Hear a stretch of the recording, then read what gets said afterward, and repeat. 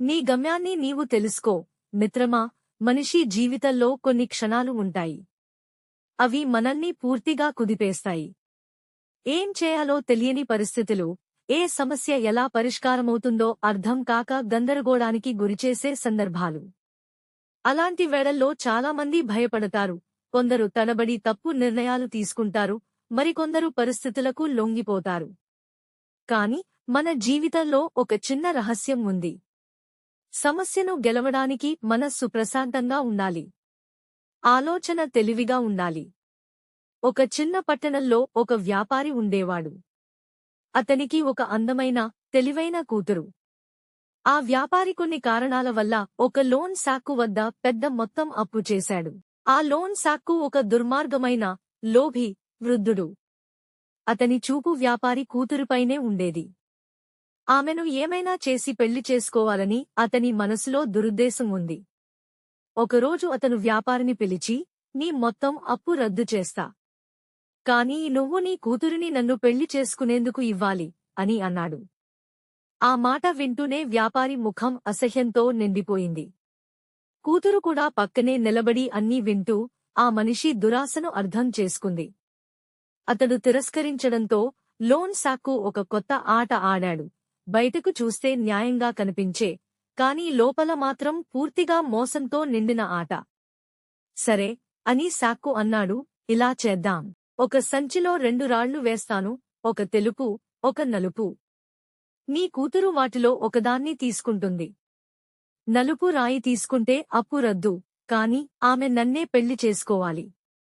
తెలుపు రాయి తీసుకుంటే అప్పు రద్దు, పెళ్లి అవసరం లేదు.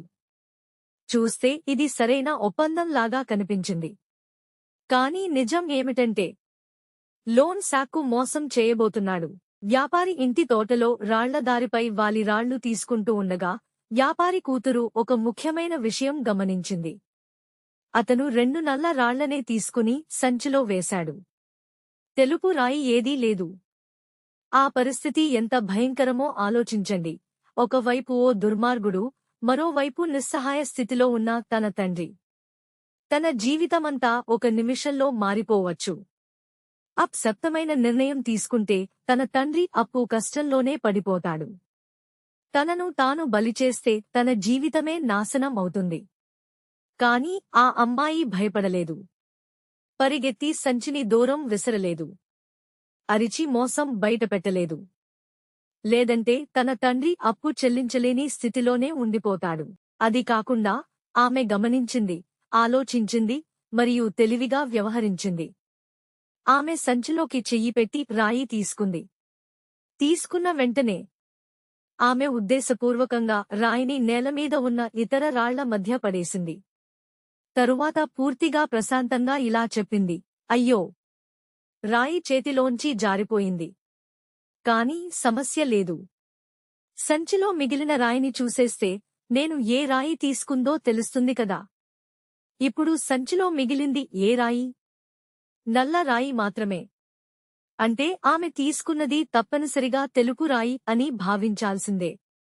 లోన్ శాఖ ఏం చేయలేడు. మోసం బయటపడితే అతడే అపఖ్యాతికి గురవుతాడు. అందుకే నిశ్శబ్దంగా అంగీకరించాల్సి వచ్చింది.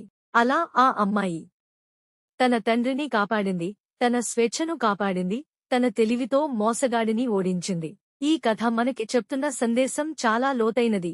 జీవితం మన ముందుంచే సమస్యలకు చాలాసార్లు 3 మార్గాలే కనిపిస్తాయి. కానీ విజయవంతులు 4వ మార్గాన్ని తామే సృష్టించుకుంటారు. ఆ అమ్మాయికి కూడా 3 ప్రత్యామ్నాయాలే కనిపించాయి. రాయి తీసుకోకుండా తిరస్కరించడం, మోసం బయటపెట్టడం, నలుపు రాయి తీసుకుని తన్నే బలిచేయడం. కాని ఇవి ఎవరికీ శ్రేయస్సు ఇవ్వవు. ఆమె ఎంచుకున్న మార్గం తెలివితో కూడిన ప్రశాంతత. మన జీవితంలో కూడా ఇలాంటి పరిస్థితులు తరచూ వస్తాయి.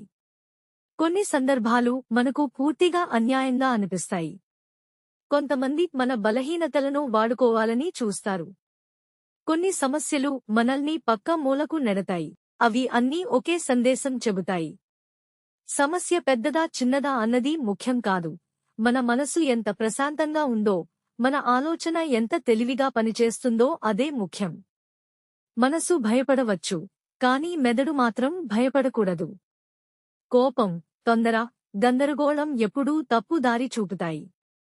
ప్రశాంతత, అదే నిజమైన ఆయుధం. తెలివి, అదే నిజమైన బలం. జీవితం మిమ్మల్ని పరీక్షించినా మీరు కూడా జీవితాన్ని ఆశ్చర్యపరచగలరు. మీ బుద్ధితో, ఆత్మవిశ్వాసంతో, అంతర్గత ధైర్యంతో.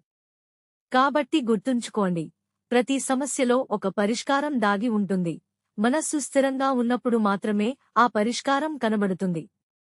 మీ మీద మీకు నమ్మకం పెట్టుకోండి. పరిస్థితులు ఎంత కఠినంగా మారినా మీ తెలివి, మీ ప్రశాంతత, మీ ధైర్యం మీ జీవితాన్ని మీరు రక్షించగలిగే శక్తిని ఇస్తాయి. Thank you. Keep smiling. Keep growing. Please like, share and subscribe our channel and support us.